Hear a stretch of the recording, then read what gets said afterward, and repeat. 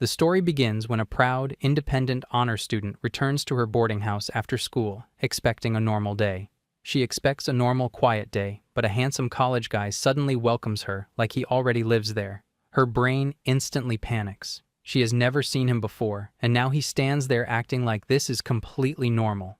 The scene shifts to school. Kotoha Nakomiya, 16 years old, walks through the hallway while everyone whispers about her blonde hair and standout look. She gets attention easily, but her life stays surprisingly peaceful despite that. At least, that was the case until now. The moment she reaches class, she drops onto her desk, already mentally exhausted. That peaceful routine she had just gotten completely ruined. Her friends ask, and when she mentions Sachio, it turns out Sachio is the landlady of her boarding house, an elderly woman living far from everything. Kotoha quickly defends the place, but then explains the real problem. Sachio hurt her back badly after slipping on her way to the gym. Now she cannot move properly and needs 3 months to recover. Kotoha immediately loses it, as this is about the random guy in her house. The landlady casually explains that the guy is Itsuki, her nephew's son, a college senior currently on break. Since she cannot manage the place, she brings him in as a substitute landlord, acting as if this solves everything. She even adds that she already warned him not to try anything weird, which somehow makes it feel even more suspicious. Kotoha refuses instantly, as living alone with a stranger feels like a full danger flag. The landlady just doubles down and tells her to rely on him if anything happens. Then the call ends, as if it is not her problem anymore. Back at the house, Itsuki calmly sums up the situation and suggests they get along for the next 3 months, like this is a normal arrangement. Kotoha, meanwhile, feels nothing but suspicion. When she explains everything to her friends, she sounds completely exhausted. But Honoka reacts in the exact opposite way, treating it like a dream scenario. Living with an older guy sounds exciting to them, something straight out of a fantasy. Kotoha cannot relate at all. Instead of feeling lucky, she feels uncomfortable.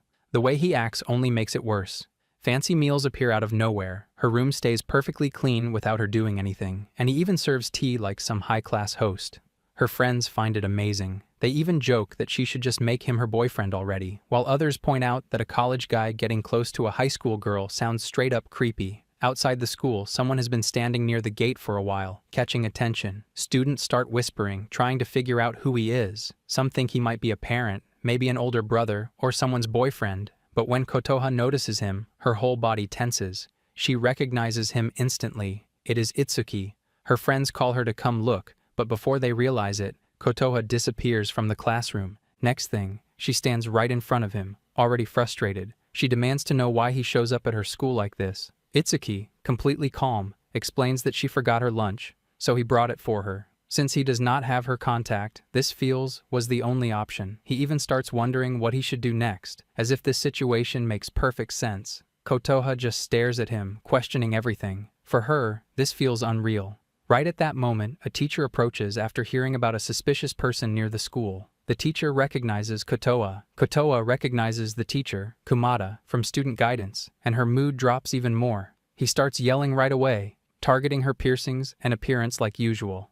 Then he turns to Itsuki and questions him, trying to figure out his role. Itsuki calmly explains he is just her landlord and came to deliver her lunch, but that does nothing to calm the situation. The teacher brushes it off and orders him to leave immediately. Students nearby start whispering, turning the whole thing into a scene, and then Kumada shifts his focus back to Kotoha, going on about her hair and piercings again, blaming her for damaging the school's image. He dismisses any idea of individuality, pushing the same strict mindset that students should just follow what adults say without question. Kotoha feels the frustration build up, but this is nothing new. She has heard this all before, adults forcing their own version of common sense onto others, but when the teacher raises his voice again, Itsuki suddenly steps in front of her. His tone stays calm, but his words hit directly. He talks about how people should be able to like what they truly like without being shut down, and how careless words from adults can stick with kids for life. It is not loud, but it carries weight. The teacher gets caught off guard, clearly not expecting pushback. He tries to regain control, shouting at everyone around, especially the students who started watching the scene. But for Kotoha, it's the first time someone actually steps in for her, instead of just telling her to change. Kotoha feels the situation getting out of control, but before she can react, Itsuki casually pats her head. The simple gesture catches her off guard. A memory suddenly flashes in her mind, her mother gently reminding her that other people's opinions do not matter, that she should never give up the things she loves just to fit in. That moment stays with her. As she comes back to the present, her thoughts shift. Maybe this new landlord is not the kind of bad adult she assumed. That idea quietly settles in her mind. Later, she returns home, taking a deep breath, planning to properly thank him for everything. But the moment she opens the door, she finds him already asleep on the couch. That alone surprises her. She walks closer and notices a book nearby about chef certification. It clicks her instantly why his cooking feels so professional. Even with his own responsibilities, he still takes care of her meals, and that thought hits a little deeper than she expects. Right then, he suddenly wakes up, catching her off guard so badly she almost falls. He casually greets her and she awkwardly responds, still flustered. She reminds herself she needs to thank him properly, trying to gather the courage to say it. But before she can finish, he suddenly steps closer. The distance disappears fast, and Kotoha instantly panics. Her brain goes straight to worst-case scenario. When he tells her to take something off, she completely explodes, jumping to conclusions and calling him every suspicious thing possible. And just like that, the mood flips from soft to absolute chaos again. Poor Itsuki quickly tries to explain himself that there was a bug on her shoulder, and he panicked because it might move. Kotoha instantly snaps back, frustrated that he did not say that first. She hurriedly shakes it off as the bug flies away, leaving her completely shaken. For a moment, the fear takes over, and she just stands there processing what just happened. Itsuki casually shifts to normal mode again and thinks about dinner. Kotoha, on the other hand, feels embarrassed. She realizes she misunderstood everything, but at the same time, she still blames him for phrasing it in the worst way possible. In her mind, this is definitely his fault too. As he puts on his apron, he reminds her she was about to say something earlier. Instead of thanking him, she completely flips the script and warns him to act like a proper landlord, threatening him in the most over-the-top way possible. She tries to walk away, but her foot slips, and she almost falls. Before she can hit the ground, Itsuki catches her smoothly, holding her steady without hesitation. The distance between them suddenly disappears again.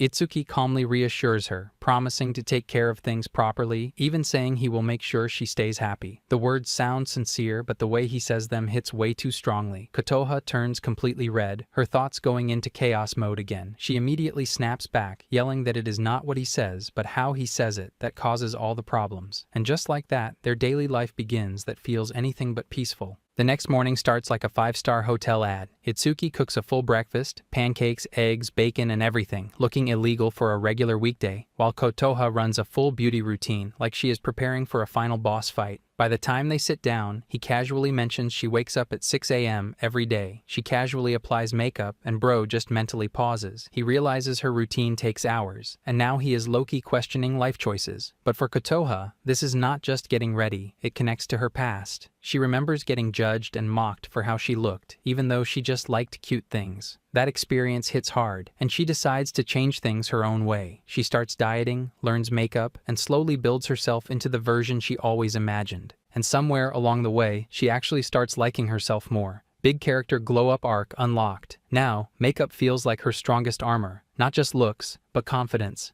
She proudly shows off today's pink glitter like it is premium DLC content. Itsuki at first cannot see it and basically exposes himself, but then he leans in closer to check properly and finally notices it. And yeah, that distance, gone. Personal space deleted. Kotoha instantly panics like her system overheated. She backs off toward the door, heart racing, brain screaming what just happened. Meanwhile, Itsuki just stands there, confused, asking if she is okay, completely unaware that he just triggered a full emotional jump scare. Kotoha starts thinking about it and realizes something annoying. Itsuki has zero sense of personal space. He just gets close without warning, like it is normal, and every time it catches her off guard. The worst part, he probably does not even realize it. Still, as she looks at her cosmetics, she gets a little distracted, fluffing her hair and admiring her setup, but then remembers him again and instantly gets annoyed. Yeah, he lives in her head rent-free now. Later at school, she shows her midterm results and absolutely flexes. The scores are high, clean, and no mercy. Her friends get hyped, and she proudly reminds everyone she is not just about looks. She is an honor student too. Full package, no debate. But then her eyes land on Kumada, and she smirks like she just won a silent battle. He still mutters to himself, clearly not impressed, stuck in his same rigid mindset. Even with her grades, he refuses to change his views. Another teacher even catches him talking to himself like bro needs a system update. Jenny points out how hard she works, juggling multiple part-time jobs while still keeping her grades high. But it comes with a cost. Lately she looks tired, intense, almost scary, without meaning to. People feel intimidated just by her presence. Kotoha brushes it off, admitting she has barely slept for 3 days straight. She is not trying to look intimidating. Her face just defaults to that mode when she is exhausted. For her, it does not matter. She has her reasons, and she sticks to her style and choices with full pride. At this point, she is basically running on caffeine, willpower, and pure stubborn energy, and somehow still winning. The next morning, the alarm rings, and Kotoha suddenly wakes up, only to realize she has entered full panic mode. She checks her phone and freezes. It is already the exact time she normally leaves the house. Her pride takes immediate damage. She has never been late even once, and now everything is collapsing in real time. If she starts makeup now, there is zero chance of survival. A knock comes from the door. Itsuki calmly calls out that breakfast is ready. Kotoha instantly panics and shouts that she overslept and does not need it. Inside, her brain goes full "this is bad" loop. Makeup, timing, everything feels doomed. Itsuki casually suggests skipping first period like it's no big deal. That one sentence breaks her entire system. She actually freezes, shocked that such an option even exists. For her, skipping is basically illegal behavior, but he keeps it calm, explaining that one late start will not destroy her perfect record. Some days just do not go as planned. Hearing that, Kotoha slowly deflates like a stressed balloon. All her pressure, her pride, her self-imposed rules start feeling heavier than usual. Meanwhile, Itsuki stands there completely relaxed, like a happy sunflower next to a very overthinking rock. Kotoha stares at him and bluntly calls him weird. But even then, she admits it feels oddly comforting. That part hits her more than expected. She opens the door slightly and quietly thanks him, deciding to eat breakfast after all. Itsuki just nods like this is normal, saying you cannot go into battle on an empty stomach, which somehow fits his personality way too well. After that, the morning fully starts.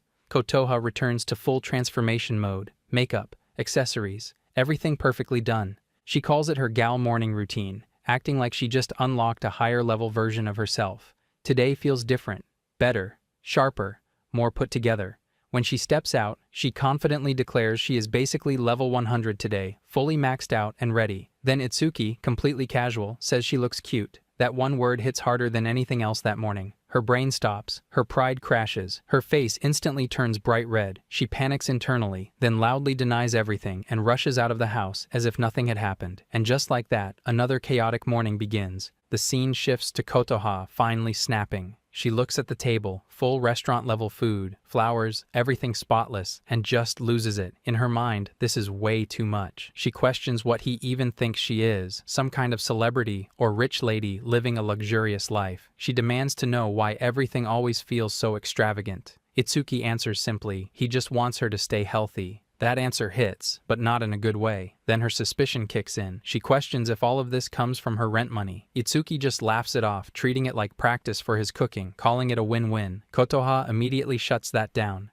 She hates owing people anything, especially when money gets involved. Her pride refuses to accept this kind of setup. Meanwhile, Itsuki just stands there, slightly overwhelmed, realizing she is actually serious about this. After finishing her meal at full speed, she suddenly claps her hands as if a decision had just been made.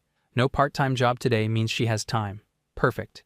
Next thing, she grabs her bag and declares she will teach him how to shop properly. Itsuki has no idea what is happening, but before he can react, she drags him along like this is now a mandatory side quest. At the market, Kotoha switches to expert mode. She confidently shows him the cheapest supermarket around, explaining deals, sale days, and the best spots like a pro. Itsuki actually looks surprised, realizing he has been shopping at the wrong place this whole time. But then, out of nowhere, he casually suggests using premium beef for dinner, as if budget does not exist. Kotoha instantly stops him from buying the expensive meat, as if she just saved the economy. He tries to say he will pay, but she shuts it down fast. No way she lets him burn money like that.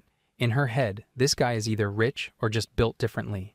So she asks directly, and Itsuki casually drops that he does not even know how much money he has. But yeah, his family has a lot of doctors. Kotoha's brain glitches. That sounds like rich. She even connects it to Sachio, but he explains she is the rebel of the family, had drama, and left everything behind. Honestly, that tracks. Itsuki then admits he also does not like staying at home, so this landlord thing helps him too. Meanwhile, Kotoha listens, but her brain randomly switches to food mode, thinking about nutrients like she unlocked health awareness overnight. Timing is so off, but okay. They finish shopping, pay, and walk out like this was a normal trip. But yeah, Kotoha just realizes her landlord might be low-key loaded and also kinda weirdly chill about it. On the way home, Itsuki casually admits that shopping feels deeper than he expected. Kotoha nods like a pro, flexing her experience and pointing out how timing matters, like waiting 1 minute could save money. She clearly knows her stuff. Then she suddenly switches tone, telling him the boarding house is now a place he comes home to, so he'd better get used to it. That line hits him harder than expected, while she instantly tries to change the topic like nothing happened. Smooth save attempt, but damage already done. She drags him to a deli she likes, walking in like a regular. The shop owner instantly recognizes her and greets her warmly. Kotoha orders like this is routine, and then the owner spots Itsuki and immediately jumps to conclusions, calling him her boyfriend and even hyping him up. Itsuki just laughs it off, while Kotoha panics and forces a correction, explaining he is just the temporary landlord. The owner gets curious and asks about Sachio, and when she hears about the injury, she reacts in the most unfiltered way possible, basically saying it serves her right. No chill at all. Then she casually offers Kotoha the usual, like this is a daily side quest. Itsuki stands there confused, realizing there is a whole side of Kotoha he has never seen before. Kotoha explains the deli game as if it were a high-stakes tournament. If she wins rock, paper, scissors, she gets a free croquette. If she loses, she has to buy more. Simple rules, high risk, zero mercy. They play, and yeah, she loses again. The shop lady flexes her win streak like a champion, but then gives her a bonus win anyway, just for fun. Kotoha gets hyped, still denying the boyfriend misunderstanding while accepting the free food like a true pro. As they leave, she laughs freely, way more relaxed than usual. Itsuki watches her and realizes this side of her feels different, lighter, almost carefree. On the way back, he mentions the shop lady being funny, and Kotoha agrees, saying she has always been close with Sachio. Then Kotoha casually hands him the food and starts eating on the way home, like it is standard behavior. Itsuki gets confused again because apparently this man has never eaten anything before reaching home. That alone shocks her. For Kotoha, eating warm food right away feels obvious. For Itsuki, this is brand new DLC content. Then Kotoha wonders if he even has friends. Itsuki immediately calls that out as rude. Kotoha tells him to just try it and takes a bite first, like a food influencer. The crunch hits, and Itsuki's reaction instantly changes. He admits it tastes good, and she gets proud, declaring these croquettes the best in the world. She explains how eating them on the way home just hits different, and honestly, she is right. That small moment feels weirdly nice.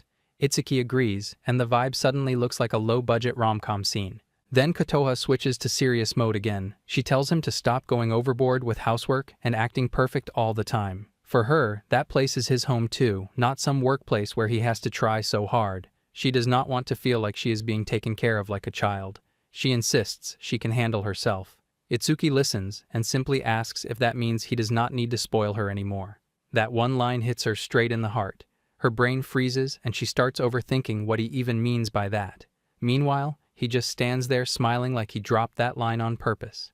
Back at home, he immediately proves he is still the same by serving her vegetables and forcing her to eat properly. The scene shifts to Kotoha at work, moving like a pro while handling customers. The manager apologizes for putting her on shift suddenly, but she brushes it off, saying she wants to earn money anyway. Her sharp stare low-key scares him though. Bro immediately gets nervous like he said something wrong. She quickly figures out the real reason. The usual problem child, Saruyama, ditched again. The manager explains his latest excuse, something about aliens asking for directions to a space center. Kotoha just pauses, like what kind of lie is that? Even the manager feels confused by it. At this point, both of them question reality. Kotoha suggests firing him already since this keeps happening, but the manager hesitates, saying the guy is not bad at heart. Still, the situation clearly causes problems. Kotoha watches this and realizes he is the type who cannot say no, which honestly makes things worse. Then her thoughts suddenly shift. She remembers she needs to tell Itsuki she will be late. She checks her phone and freezes. She does not even have his contact. Instant regret hits. Her brain starts racing. Should she call the house? Does she even remember the number? Should she run home real quick? But leaving work like that is impossible. Now she is stuck, mentally panicking over something so basic.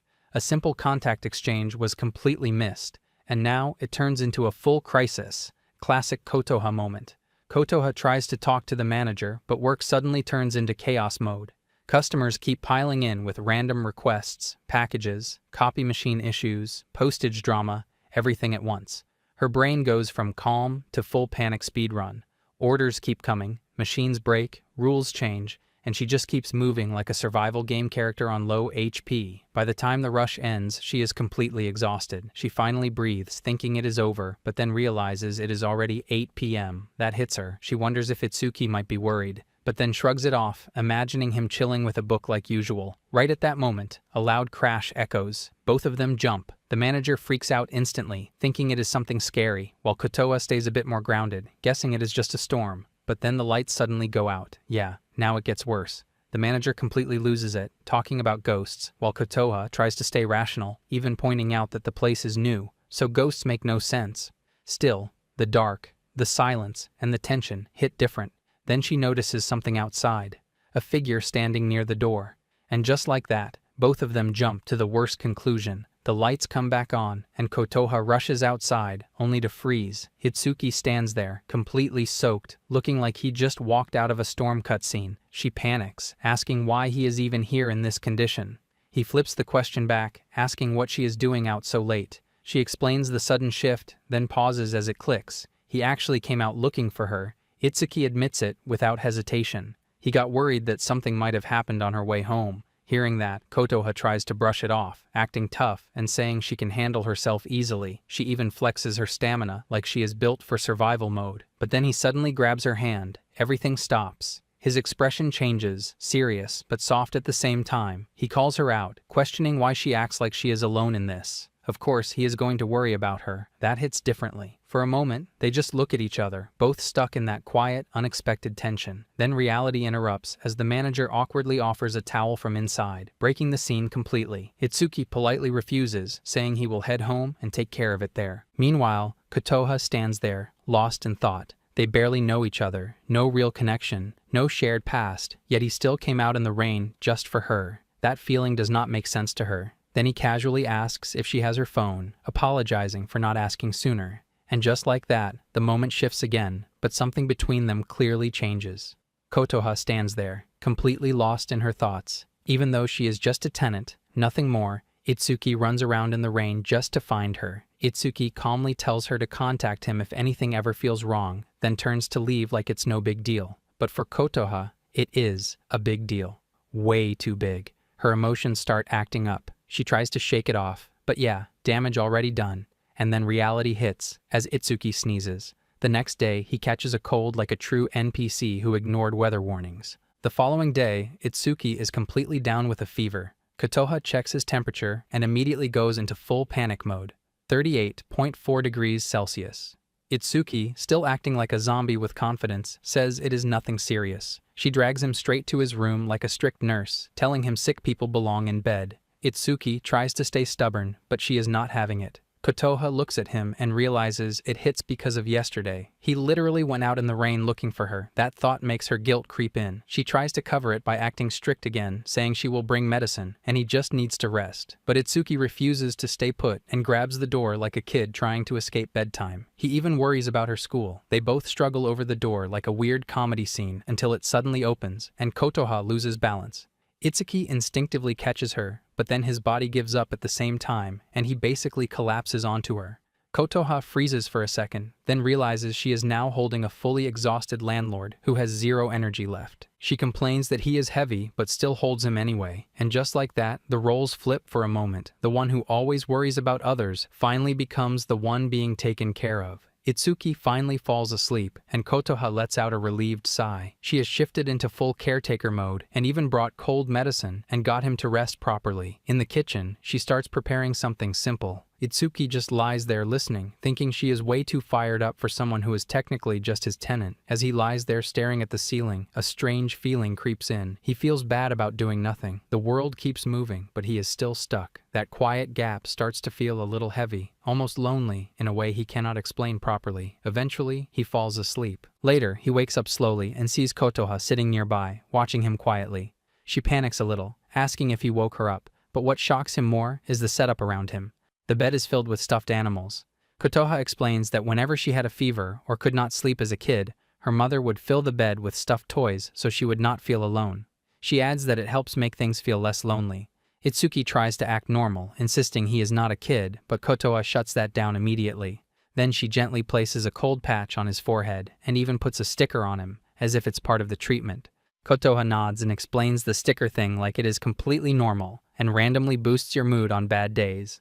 She then announces that for today only, she is making an exception. Since he is always so nice to her, she will be the one to spoil him a little. She smiles brightly like it were a rare event. Then she rushes to the kitchen to make rice porridge. Itsuki exhales and slowly sinks back into the bed. The stuffed animals around him make everything feel weirdly soft and safe, but his brain is still slightly panicking, like this is too much kindness for one day. In the kitchen, Kotoha works quickly, chopping and cooking with full focus. The sound of her moving around feels oddly comforting in the background. After a while, she calls out that the rice porridge is ready, but when she comes back, she freezes.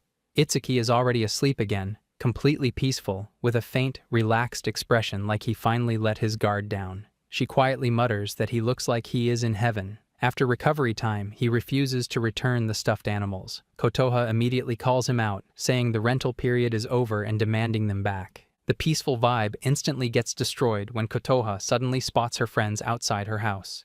She tries to shut it down, but they are already inside. Then, Itsuki casually appears, thinking it is some kind of delivery. Honoka immediately locks in on him, screaming internally over how good-looking he is. Kotoha just wants the ground to swallow her at this point. Inside the house, things get worse. Honoka starts firing questions at Itsuki like this is a dating interview. Kotoha instantly drags her away to her room, questioning what she is even doing, but Honoka doubles down, claiming she is doing this for Kotoha's sake. She cannot believe Kotoha kept a high-spec guy like this hidden. Good looks, good at housework, basically a walking green flag, according to her. She starts hyping it up like this is a once-in-a-lifetime opportunity. Kotoha tries to deny it, saying he is not even her usual type, but even she sounds unsure. However, Jenny is somehow even worse. She sits like a boss and turns the situation into a full-on job interview. Kotoha drags her friends into the corner. Suzuki watches from a distance as Kotoha and her friends whisper like they are plotting something shady. The room feels way too lively for his liking. Meanwhile, Kotoha finally snaps and tries to drag the situation under control. The moment they get inside her room, they go straight into interrogation mode. They demand to know what is really going on with the landlord situation. Living under the same roof with a guy? No way, nothing is happening. Kotoha shuts it down instantly, insisting nothing is going on. Zero. But her friends are not convinced at all. They keep teasing her, asking if there is not even a tiny bit of excitement. That question hits for a second. Her friends call the cap right away. One of them even starts crying dramatically, as Kotoha is clearly hiding something. Then they go completely wild with assumptions, joking that the landlord probably already did something suspicious. Kotoha explodes at that, defending him without hesitation. She makes it clear he is not like that at all. Right then, Honoka suddenly remembers she left her phone downstairs and runs off to grab it. A little too casually. Time passes, and she does not come back. Now it feels weird. Even Kotoha starts noticing the delay, though she tries to act like she is not worried. Kotoha goes to check and quietly peeks downstairs. Honoka and Itsuki casually talk and laugh together like they have known each other for years. Kotoha just stands there. That scene alone already feels louder than anything. Itsuki casually laughs while talking with Honoka, completely relaxed. From a distance, Kotoha watches that scene, and something inside her just sinks. She tries to reason it out, comparing it to those random nice gestures people give customers, like writing cute messages on cups. It feels special for a second, but it actually means nothing, just part of the service. That thought hits harder than expected. Kotoha realizes she might have been overthinking everything, thinking she was somehow special to him, and that realization hurts way more than she wants to admit. She calls herself out in her head, feeling low-key pathetic for even going there. After that, her friends leave, still cheerful as ever, completely unaware of the emotional damage they just triggered. Kotoha walks them to the station, but her mood stays off. Even when Itsuki notices and asks what is wrong, she brushes it off as nothing happened. Inside, though, she is grinding through it. She knows getting worked up like this makes no sense, but she still feels it anyway. So, she decides to push. She directly asks Itsuki what he was talking about with Honoka. Itsuki pauses for a second, and that silence makes everything worse. Kotoha immediately jumps to conclusions, accusing him of being suspicious and smooth, as if he were hiding something. But right then, Itsuki casually drops it. They were talking about her. Her brain goes from anger to panic instantly. Meanwhile, Itsuki remembers what Honoka told him earlier. Kotoha acts guarded at first, but once she opens up, she gets close fast, basically like a cat with attitude. He also recalls admitting he has no idea what high school girls even enjoy, so he cannot tell if she is having fun or just tolerating him. But Honoka tells him, when she enjoys, she makes a tiny grin, a subtle little smile that slips out without her noticing. Back in the present, Kotoha processes all that, and suddenly her mood flips. She starts smiling way too hard, like full 100% brightness unlocked, clearly overcompensating. Itsuki watches this and almost laughs, realizing she is incredibly easy to read. Kotoha instantly snaps back, demanding to know what he is thinking, trying to act normal again but failing badly. Itsuki dodges the question, making it even worse. Right then, Honoka runs back and drops a final bomb in her ear. The landlord does not have a girlfriend. Kotoha turns red instantly, completely flustered, yelling that she did not need that information at all. Meanwhile, Jenny politely thanks Itsuki for taking care of Kotoha and bows as if this is some formal arrangement now. The next day, Itsuki casually checks the mail and suddenly pauses. Something feels off. He flips the paper and realizes it is a notice for a three-way meeting. That alone sounds serious. Right on cue, Kotoha rushes in, panicking. She completely forgot about it. The timing makes everything worse because Sachio still cannot move properly due to rehab. Now the responsibility falls on her, and she clearly is not ready for this. Itsuki recalls what Sachio once said about Kotoha being alone, with no parents to rely on. That thought hits differently in this moment. Kotoha starts overthinking fast, trying to figure out what to do, clearly stressed. Seeing that, Itsuki steps in and offers to go in Sachio's place. Kotoha is caught off guard. She did not expect that at all. She hesitates, saying he does not need to go that far, but Itsuki keeps it simple. Having someone there matters, and if it involves school or plans, he might actually be useful. Kotoha finally accepts his help. But then comes the twist. Itsuki mentions he has something at university today, thinking they can schedule around it. Kotoha immediately reveals the meeting is actually today. She instantly switches gears, pretending she can handle it alone, and tries to escape the situation by rushing out. Itsuki stops her mid-run, asking the most basic but important thing, at least tell him the time. The scene shifts to the school meeting. Kotoha sits there while the teacher casually asks about the usual person, clearly referring to Sachio. Kotoha explains that Sachio hurt her back and cannot come, so she shows up alone today. The teacher seems concerned at first, asking if everything at the boarding house is okay. Kotoha gives a simple answer, saying someone is temporarily covering things. But in her head, she is not fully convinced it is fine. The meeting starts, and things immediately go where she expected. The topic shifts to makeup and dress code, brought up by student guidance. Yeah, that means Kumada. Kotoha internally rolls her eyes hard, wondering what century they are even living in. To her, it just feels outdated and annoying. Her homeroom teacher, Kyoko-sensei, tries to handle it, but it is clear she does not have much authority in this situation. She even admits it in a frustrated way, wishing she had more power to push back. Kotoha just accepts it calmly. The teacher then mentions that, academically, Kotoha has no problems at all. Her grades are solid, which makes the whole situation even more ironic. Outside in the hallway, something else is happening. Students start murmuring as a tall, handsome guy walks through the corridor, and people cannot help but stare. Some think he is a student teacher. Others are just confused. The classroom door suddenly slides open, and the whole vibe shifts. A tall figure steps in, dressed sharply, looking way too polished for a normal school setting. He casually apologizes for being late, like this is just another day.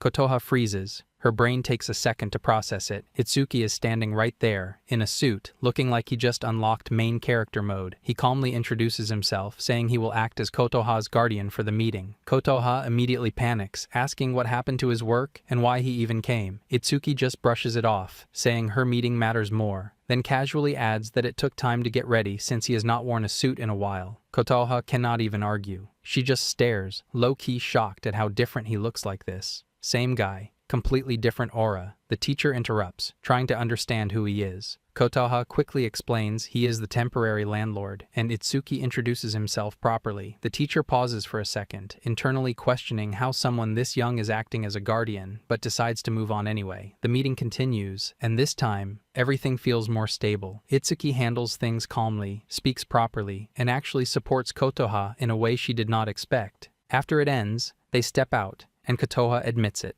He was way more dependable than she thought. Itsuki just smiles like it's nothing special. Then, in the hallway, Kotoha hears Honoka's voice. Who's complaining to her mom about acting embarrassingly in public? That small moment hits something inside her. It reminds her of something she does not have anymore. Her expression drops slightly. At the same time, the other girl notices them standing there. A well-dressed guy and Kotoha together. The scene feels awkward for a second, like two different worlds just crossed paths. On the way home, Kotoha starts talking about random stuff like Hanoka trying to act normal, but Itsuki suddenly asks if she is actually okay. That question hits weird. She brushes it off at first, acting like she does not even understand what he means, flexing her usual strong gal energy. She lists everything like stats on a character screen. Good grades, part-time job, independent life. But Itsuki does not buy it. He calmly points out that even strong people have tough moments, and keeping everything inside only makes it worse. Then he gently cups her face, telling her that if she never lets it out, it will break her. That moment hits deep. She remembers how she has always been like this, someone who refuses to rely on others, someone who hides pain and pretends everything is fine, even when she is clearly struggling. But at the same time, she knows the truth. She wants someone to lean on. She just fears being rejected if she shows that side. She quietly asks if he would listen to something selfish. Itsuki smiles and nods without hesitation. She slowly reaches out her hand, and Itsuki holds it firmly, like he is not letting go anytime soon. They start walking together like that, not as lovers or family, just something undefined but strangely comforting.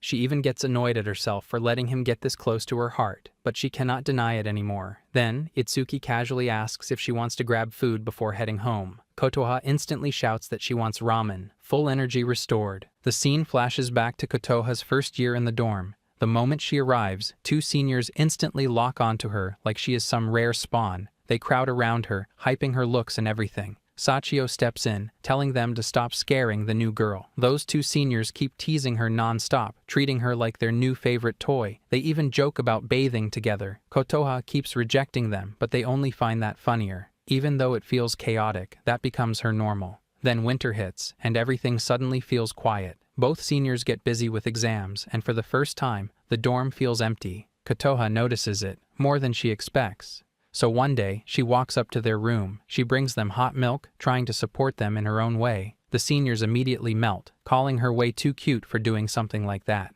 But then they take a sip. It's straight up salty. Absolute but wholesome chaos. The scene shifts to Kotoha bursting into the house like she just escaped prison. She loudly declares that summer vacation has finally started. Full energy, zero chill. Itsuki just stands there, slightly stunned at her sudden power-up. She explains it as if it is the biggest event ever. Summer means freedom, fun, and finally enjoying life. Beach, pool, festivals, BBQs, everything unlocked. She even admits she basically works part-time just to fund this season, like it is her final boss arc. Then she casually flops onto the couch and starts listing more plans, like binge-watching movies. Since it is summer, she decides horror movies hit different right now. Itsuki mentions he reads horror but does not really watch it, and that is when something clicks in Kotoha's brain. She starts scheming. In her mind, Itsuki always looks calm, composed, almost too perfect. No visible weaknesses, and now she suddenly wants to see something rare, him getting scared. She immediately suggests watching a horror movie together. Later that night, everything is set up. The room turns into a full home theater, snacks stacked like they are preparing for a marathon. Itsuki looks at the pile and questions reality a little, but Kotoha confidently declares that snacks have no time limit. They start with drinks, casual vibe until Itsuki takes a sip and freezes. It is alcohol. He slowly realizes what just happened and looks at Kotoha, who is now under full suspicion. And just like that, the horror movie has not even started yet, but chaos already begins. She loudly insists that her drink is juice and says the other one belongs to Sachio, explaining that it cannot be helped because it is the only juice at home. She remembers Sachio saying that watching movies with drinks and snacks is the best. She looks at him and wonders if he is bad with alcohol, but he says he is fine. She gets excited and decides to start the movie and chooses what to watch. She picks a horror movie that is known as one of the scariest and thinks the landlord will definitely get scared. They start the movie and watch it with focus as strange sounds and horror scenes appear on screen. He watches with a calm face while she keeps checking his reaction. After the movie ends, she feels disappointed because he does not react, and she says it is boring. She changes the movie and they continue watching different genres, including gore, romance, and emotional scenes. As time passes, the night gets very late, and it becomes 3 a.m. By then, he looks completely exhausted and like a zombie after watching everything. Suddenly, she notices that he is sleeping and snoring, and she realizes he is weak to emotional movies. She panics a little and thinks the movie is way sadder than expected, while he keeps sleeping. She remembers how healthy he normally looks and thinks she got carried away like an all-night karaoke session. She gently pats his head and tries to wake him up, warning him that sleeping there is not good for him, but he only wobbles and moves forward. He suddenly falls toward her, and she catches him in her arms. He mumbles that he is fine while swaying and smiling in a loose, sleepy way. She realizes he is acting strange and thinks it might be alcohol, even though he says he has never drunk in front of others. She confirms it carefully, and he groans about his head hurting. She feels relieved that it is not alcohol and thinks it is a bit scary how different he becomes in this state. She also tries to ignore the feeling that this side of him is unexpectedly soft, so she quickly pushes the thought away and focuses on getting him to rest properly. The next day, she steps onto the weighing machine and immediately freezes as she sees the number go up. In the next moment, she completely breaks down and starts crying. When he asks what's wrong, she blames him, saying it's because he keeps making such tasty food. He awkwardly thanks her and apologizes at the same time. She then realizes she has been eating a lot lately, even finishing snacks during study breaks without noticing. She panics, thinking that at this rate she won't be able to wear a swimsuit anymore. He calmly tells her she doesn't look that different, but she quickly argues that she gains weight in her legs first. Suddenly she makes a firm decision and declares that she's going on a diet. He simply goes along with it, like a soldier following orders. She says she'll cut down on food too, but still eats normally for the rest of the day, and it passes just like that. The next morning, she wakes up early and goes out for a jog. He sleepily tells her to be careful and casually thinks she has a lot of energy, even though he's only 21. After 30 minutes, while he calmly reads and listens to the news, she returns completely exhausted, drenched in sweat, and collapses.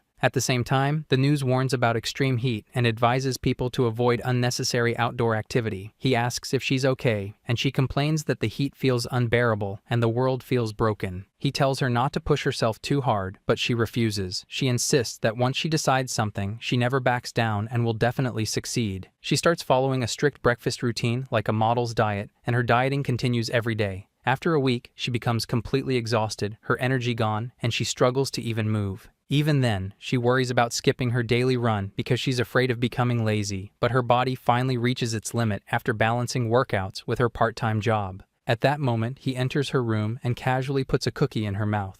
As Kohota eats it, she feels instant happiness before realizing she is not supposed to have snacks. He reassures her and explains that the cookie is low in sugar and calories, made with healthier ingredients like okara and rice flour. He also tells her that dinner is a lighter version of her favorite dish with fewer calories.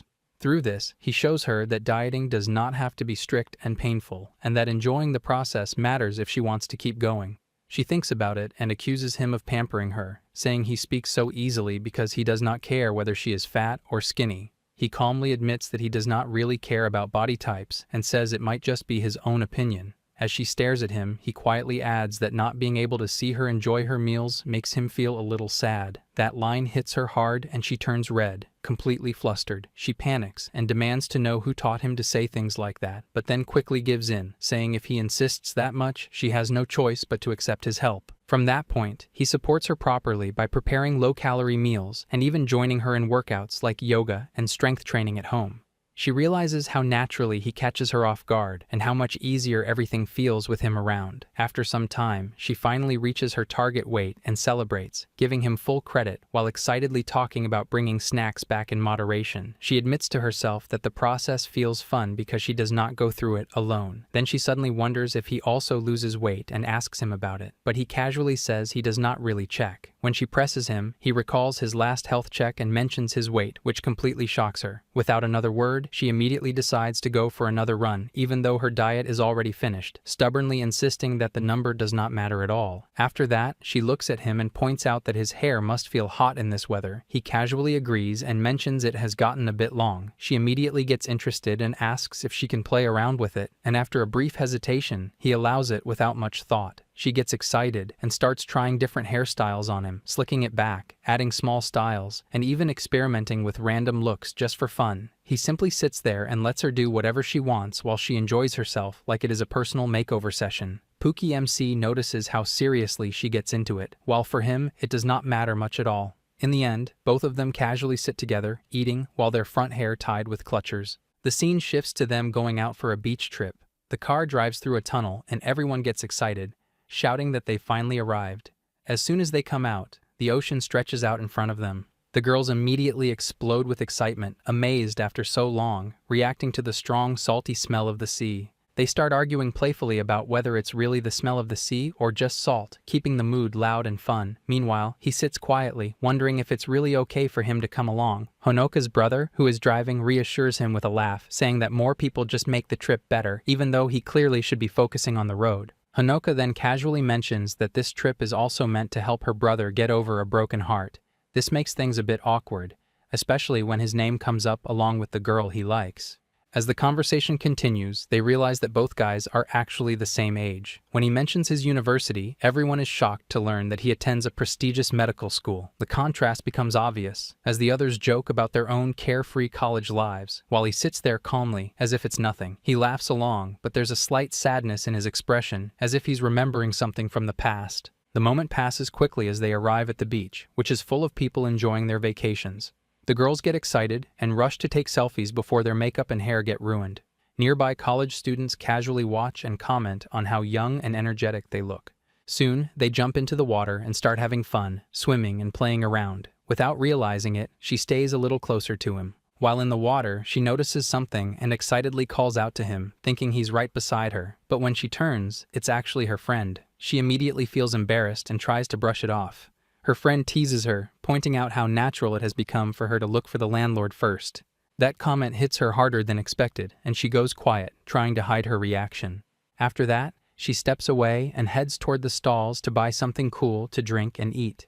As she walks, she keeps thinking about what just happened, realizing how strange it feels that being around him has become normal for her. She remembers how cautious she used to be at the beginning, and the thought confuses her even more. She tries to deny it to herself, but before she can sort out her feelings, someone suddenly calls out to her from behind, pulling her out of her thoughts. Two boys stop her and ask for directions to the beach shack. She answers while holding her things, pointing the way with just her head. They thank her, but then suddenly grab her shoulder and try to get her to come with them. Her mood instantly flips, and she gets irritated, realizing they only pretend to ask for directions to hit on her. She feels annoyed at how they take advantage of her and firmly refuses. Just then, he appears behind her. She turns and gets surprised, and the boys immediately notice him. He calmly steps in and asks them what they want, then casually refers to her as his girl. That one line completely throws her off, and her mind starts racing with confusion and embarrassment. The boys also misunderstand the situation and get intimidated, quickly backing off and apologizing before leaving. As things settle, he quietly takes off his shirt and places it over her, telling her to wear it when she is out of the water. She stands there, still processing everything that just happens, especially the way he steps in so naturally and protects her without hesitation. She stands there holding the shirt, feeling both embarrassed and flustered at the same time, and her thoughts start spiraling as she wonders what she is even supposed to feel in this moment. She cannot tell if she should just see it as simple kindness from a guardian or if it is okay for her to feel something more from it. Still confused, she quietly follows his footprints in the sand and walks back with him. When she returns to her friends, they greet her normally and ask about the beach shack, but she answers stiffly and tries to act normal. Her reaction feels off, and they immediately notice something is strange. She denies it, but her face turns red and she freezes, making it even more obvious. At that moment, he hands something over, but accidentally calls Honoka by her name, which shocks everyone around them and creates an awkward silence. He quickly corrects himself, but the damage is already done. Her friends start teasing her, clearly convinced something happened, while she keeps denying it even though her expression gives everything away. Meanwhile, Honoka's brother is busy flirting with other girls nearby, completely in his own world. As the chaos continues around her, her friends keep pushing her to be honest, while she struggles to deal with the feelings she still cannot sort out. Here I am, know it's been a while.